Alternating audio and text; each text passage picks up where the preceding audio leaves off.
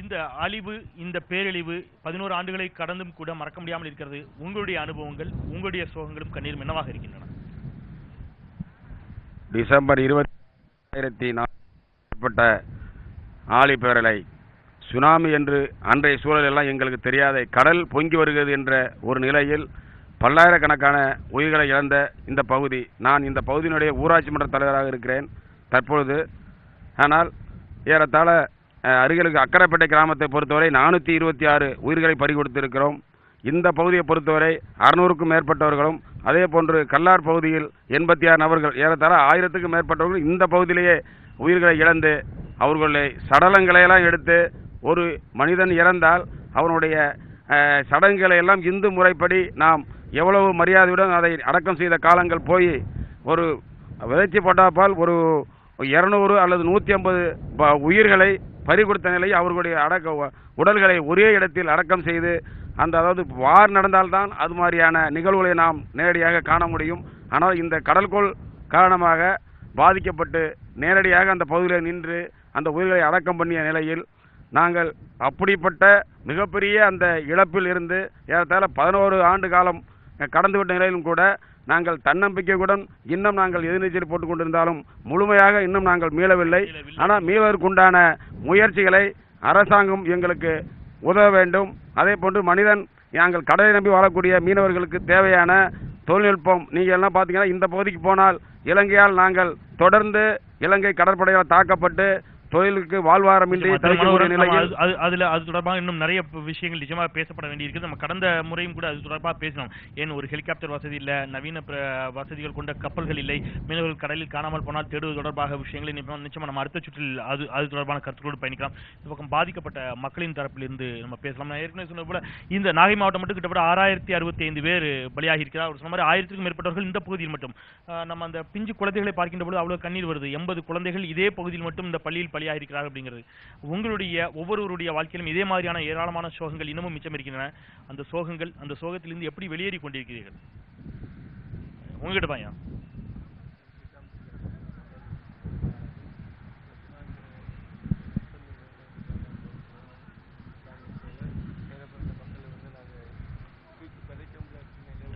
ஒரு நிமிஷம் இந்த மைக்ல பேசுங்க, கொஞ்சம் சத்தமா பேசுங்க. சுனாமி எடுத்த பிறகு காலையில் இறந்தவர்களை எங்களால் பிதைக்க முடியாத சூழ்நிலை பள்ளங்கள் வெட்டி குழி தோண்டி அந்த குழிகளை எல்லாரும் தூக்கிட்டு வந்து தோளில் தூக்கிட்டு வந்து போட்டு ஒவ்வொரு குழியிலும் 100 பேர் 200 போட்டு பிதைச்சி அந்த மீள முடியாத சூழ்நிலை இருந்தும் 11 வருஷமாக இன்னும் மீள முடியாத சூழ்நிலை இருக்கிறோம். அது நினைவு தினமாக ஒவ்வொரு வருஷமும் அந்த சுனாமி நாள் அன்று எல்லாருக்கும் மரியாதை செஞ்சு யாகங்கள் வளர்த்தி ஆத்மா சார்நிலையை நாங்கள் எல்லா கிராமங்களையும் அதை செஞ்சுட்டு இருக்கிறோம். இங்க நம்ம காலையிலையும் பார்த்தோம் ஏராளமான முதியவர்கள். அதுல ஒரு சில முதியவர்கள் சொன்னாங்க தன்னுடைய பேரன், 2 பேரன், தன்னுடைய மருமகள் எல்லாரையும் பலி கொடுத்த சோகங்கள் எல்லாம் பதிவு செஞ்சுக்கிட்டு இருந்தாங்க. உங்க வீட்டுல இந்த மாதிரியான என்ன மாதிரியான சோகமும் கண்ணீரும் உங்களுக்கு இன்னமும் மிச்சம் இருக்குதுமா? இது இவ்வளவுக்கு பிறகும் இந்த பகுதியில் நீங்கள் வசிப்பதற்கான காரணம் என்னங்கிறது ஒரு பெரிய கேள்வியா இருக்குது. அவர் சொல்றாரு, எனக்கு ஒரு அச்சமா இருக்குது கடலை பார்த்தாலே என்னாரு. இவ்வளவு பேரை பழி வாங்கிய பிறகும் இந்த கடற்கரை விட்டு போக மனசு இல்லாம உங்களுக்கு இருக்குது. அதற்கான காரணம் என்ன? இந்த கடல் தாய்க்கும் உங்களுக்குமான இருக்கக்கூடிய அந்த பிணைப்பு, அதையும் சொல்லு. காலையில் 9 மணி பிள்ளைகளை அழைச்சிட்டு வந்து விளாண்டுட்டு கிடந்துட்டு, ஞாயிற்றுக்கிழமை இன்னைக்கு பள்ளிக்கூடம் இல்லை. 2 பிள்ளையும் என் பெரிய மாவன் நடுமாவனும் எல்லாம் ஒன்றா இருந்தோம். தண்ணி கொஞ்சோண்டு தான் ஆளை வயிறுன்னு பிள்ளைகளை பிடிச்சிக்கிட்டு என் மாவனை நின்றுக்கிட்டு இருந்தான். என் மருமகளும் இந்தாண்ட நின்றுச்சு.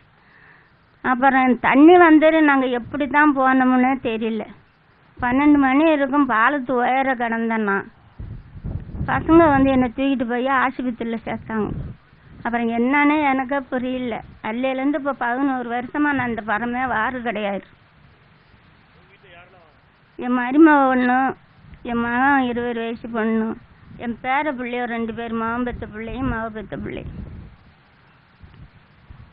இந்த பகுதியில் இன்னும் தொடர்ந்து இருக்கக்கூடிய மக்கள் இங்க யார் இருக்கிறீங்க? இந்த பகுதியிலே நாங்க இந்த பகுதியில இருக்கிறீங்க. இப்போ இந்த இவ்வளவு பெரிய பேரழிவிற்கு பிறகும் இதே பகுதியில் வசிப்பதற்கான தைரியமும் ஒரு இந்த கடலின் மீதான என்ன நம்பிக்கை உங்களுக்கு இருக்கிறது? அதை பதிவு செய்யுங்க. காலையில 9 மணிக்கு இந்த சுனாமி வந்தது. காலையில 9 மணிக்கு நான் கடற்கரையை தான் நின்றுட்டு இருந்தேன். எங்கள் வீட்டுக்காரவங்க கடலுக்கு போயிருந்தாங்க. அப்போது கடலுக்கு போயிருக்கும்போது பிள்ளைங்களை கடல் ஒரு மாதிரியாக பொங்கி வரும்போது என்ன பண்ணோம்னா, கடற்கரையிலேருந்து கொஞ்சம் கொஞ்சமாக நடந்து வந்துட்டு இருக்கிற மாதிரியாக பொங்குது. என்னன்னு எனக்கு ஒன்றும் புரியலையம்மா. வந்து என் பிள்ளைய தான் சத்தியான சத்தம் கொடுத்தேன். கடல் எப்படி தான் வந்து என்னை அடிச்சுக்கிட்டு போனச்சுன்னே தெரியலங்க சார்.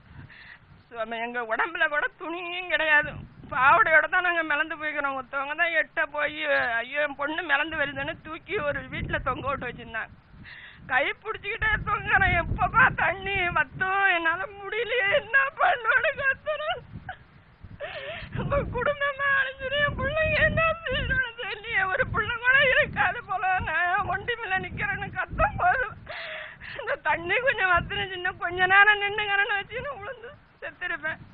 அதுலேயும் நாங்கள் சுனாமிக்கு முன்ன வாழ்ந்த வாழ்வு வேற. நாங்கள் சுகாதாரமாக தான் நாங்கள் இருந்த வீடு வாசையெல்லாம் கட்டிக்கிட்டு, இப்போ என்னன்னா எங்களுக்கு மேலும் கீழே வீடு கட்டி கொடுத்தாங்க சார். நாங்கள் இன்னும் கொஞ்சம் நாளைக்கு கூட வரமாட்டோம். நாங்கள் மேல் வீட்டில் இருந்து ஒவ்வொரு நாளும் செத்து பிழைக்கணும். காலும் முடியாது, கையும் முடியாது. எங்கள் வீட்டுக்காரவங்களுக்கும் காலும் முடியாது. சுனாமி எடுத்ததுலேருந்து ரொம்ப நரக வாழ்வு தான் நாங்கள் வாழ்ந்துக்கிட்டு இருக்கிறோம். என்ன பண்ணுறது, இன்னும் கொஞ்சம் நாளைக்கு தான் நாங்கள் வருவோம். இந்த வீட்டில் இருந்து எங்களுக்கு ஒன்றும் பிரயோஜனம் இல்லை சார். அவ்வளோ கஷ்டப்படுறோம் சார். மேல் வீடை கட்டி கொடுத்து இன்னும் கடல் தொழிலே தான் போகிறாங்க.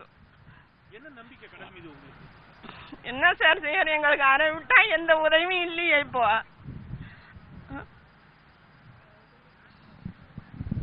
சொல்லுங்கம்மா, உங்க வீட்டுல ஏற்பட்ட நிகழ்வும் சோகமும் உங்களுடைய கண்ணீரும். சார் சுனாமி வரக்குள்ள நான் வந்து வெளியே தான் சார் வந்து பார்த்தேன். வெளியே வந்து பார்க்கறதுலே பிள்ளைங்க கடைக்காரில் தான் விளையாண்டுச்சு. அதில் கூப்பிட்டு வாரத்துலேயே வந்து நாங்கள் எல்லாருமே அடிச்சுட்டு போயிட்டோம். என் பிள்ளைங்க 4 பிள்ளைகளும் போயிடுச்சு சார். என் பிள்ளைங்க நினைச்சாலே எனக்கு வேதனை கொடுமை. நம்ம தாங்க விடல. பிள்ளைங்க நினைச்சாரு 2 ஆம்பளை பிள்ளை, 2 ஆணு 2 பொண்ணு சார். பெரிய பொம்பளை பிள்ளைக்கு 12 வயசு சார். பையனுக்கு வந்து 7 வயசு, 2வது பையனுக்கு, 3வது பொண்ணுக்கு 5 வயசு, 4வது பையனுக்கு 2 வயசு சார். அதை தான் தூக்கிட்டு அழைச்சிக்கிட்டு தான் நான் ஓடுனேன். நானும் அடிச்சுட்டு போட்டேன், என் பிள்ளைங்களாம் அடிச்சுட்டு போயிடுச்சு. நான் ஒரு பள்ளத்தில் போய் கடந்தேன். அப்புறமா பிள்ளைங்களை ஒரு சின்ன பையனை தான் நான் பார்த்து தூக்கினேன். பாக்கி பையனாலும் பார்க்கவே இல்லை பிள்ளைங்களை. அது தூக்கி எங்கள் பாலத்தடி தான் சார் அடக்கம் பண்ணேன். அதில் அங்கே அம்மா வந்துருந்தாங்க, அவங்க சொல்லாமல் போயிட்டாங்க. அதனால எங்கள் தங்கச்சி பிள்ளையெல்லாம் நம்ம வீட்டில் விருந்தாலும் வந்திருந்தாங்க. சந்திரப்பள்ளியில் உள்ளவங்க அங்கே வந்து இருந்தாங்க, அவங்களும் போயிட்டாங்க, எல்லாருமே போயிட்டாங்க. இப்போ இன்னமும் எனக்கு ரொம்ப என் பிள்ளைங்க ரொம்ப கஷ்டமாக தான் இருக்கு. அப்பயாச்சும் நிம்மதியா இருந்தா இப்ப நிம்மதியே கிடையாது. இப்ப நான் எங்க புருஷன் இப்ப 2 குழந்தைங்க இருக்கு சார். ஆமா, அது எப்படி சொல்றதுன்னு எனக்கு புரியல. கடலுக்கு தான் போறாங்க அவங்க, ஒண்ணுதான் கடலுக்கு போறாங்க. எனக்கு தொடர்ந்து இந்த பகுதி மக்களிடம் இருக்கக்கூடிய ஒரு புரியாத விஷயமா இருக்கக்கூடியது, இத்தனைக்கு பிறகும் இந்த கடல் தாயின் மீது அவர்கள் வைத்திருக்கக்கூடிய நம்பிக்கை. சிலர் வேறு வழியிலே நாங்கள் இந்த தொழிலை தான் செய்யணும் அப்படிங்கிறது, இன்னும் சிலர் வந்து இந்த பிணைப்பை, இந்த கடலுக்கும் அவர்களுக்கான பிணைப்பை இத்தனை பெரிய பேரழிவிற்கு பிறகும், இத்தனை பெரிய பெருஞ்சோகத்திற்கு பிறகும் கூட கடலுக்கும் அவர்களுக்குமான பிணைப்பை அறுத்துக் கொள்வதற்கு அவர்கள் தயாராக இல்லை. தொடர்ந்து கடல் தாயை மட்டுமே நாங்கள் நம்பி இருக்கிறோம், எங்களுடைய வாழ்வாதாரம் அதை மட்டுமே நம்பி இருக்கிறது. பாதுகாப்பான முறையில் அந்த வாழ்வாதாரத்தை பெருக்கிக் கொள்வதற்கான வசதிகளை செய்து தர வேண்டும், அது அரசினுடைய கடமையாக இருக்கிறது என்பதை இவர்கள் அத்தனை பேரும் தொடர்ச்சியாக இந்த 11 ஆண்டுகளாக வைத்துக் கொண்டிருக்கக்கூடிய கோரிக்கைகளாக இருக்கிறது. கடந்த சில தினங்களுக்கு முன்பாக சென்னையில் பெய்த பெருமழை, ஒரு நாளில் பெய்த பெருமழைக்கே சென்னை முற்றிலுமாக முடங்கி போன ஒரு மிகப்பெரிய சோகத்தை பார்த்தோம். தொடர்ச்சியாக மழை பெய்தாலும் கூட ஒரு நாள் பெய்த பெருமழையால் அது மிகப்பெரிய அளவிலே ஒரு தேசிய பேரழிவாக அறிவிக்க வேண்டும் என்றெல்லாம் கோரிக்கை வைக்கப்பட்டது.